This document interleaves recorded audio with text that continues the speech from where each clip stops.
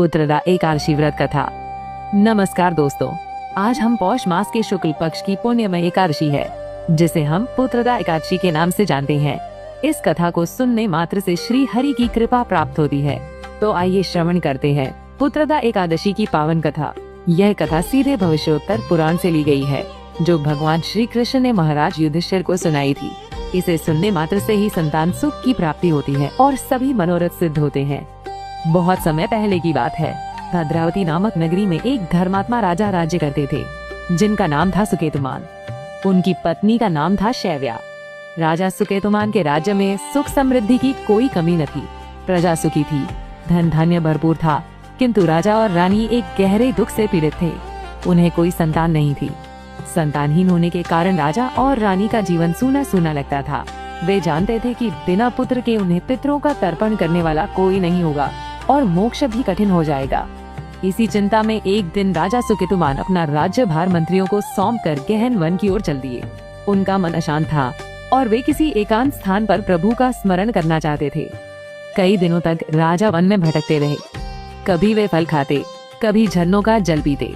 उनके मन में बस यही विचार चल रहा था, हे ईश्वर, मुझे संतान का सुख क्यों नहीं दिया।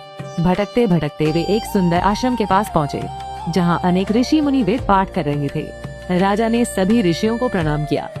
ऋषियों ने राजा का सत्कार किया और पूछा, हे राजन, आप इस घोर वन में किस कारण आए हैं? कृपया हमें अपनी व्यथा बताएं। राजा ने नम्रता पूर्वक अपनी संतानहीनता का दुख ऋषियों को बताया और बोले, हे ऋषिगण, कृपया मुझे ऐसा उपाय बताएं जिससे मुझे पुत्र रत्न की प्राप्ति हो सके। तब ऋषियों ने राजा से कहा, हे राजन, आज पौष मास के शुक्ल पक्ष की एकादशी है। इस एकादशी का नाम पुत्रदा एकादशी है। आज ही के दिन विधि विधान से भगवान नारायण का पूजन और व्रत करने से आपको अवश्य ही पुत्र रत्न की प्राप्ति होगी। ये एकादशी संतान सुख प्रदान करने वाली है, इसमें तनिक भी संदेह नहीं है। ऋषियों की बात सुनकर राजा सुकेतुमान का मन प्रसन्नता से भर गया। उन्होंने तत्काल ऋषियों के बताए अनुसार उस दिन पुत्रदा एकादशी का व्रत किया। उन्होंने भगवान विष्णु का पूजन किया, रात्रि जागरण किया और भक्ति भाव से एकादशी के नियमों का पालन किया। भगवान नारायण अपने भक्त पर सदा कृपा करते हैं। पुत्रदा एकादशी के प्रभाव से और भगवान विष्णु की असीम कृपा से कुछ समय पश्चात ही रानी शैव्या ने एक अत्यंत तेजस्वी पुत्र को जन्म दिया। राजा सुकेतुमान और रानी शैव्या का जीवन खुशियों से भर गया। उन्होंने पुत्र का नाम पुत्रद रखा।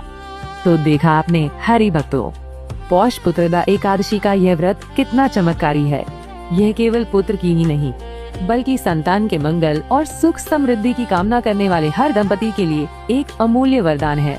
जो भी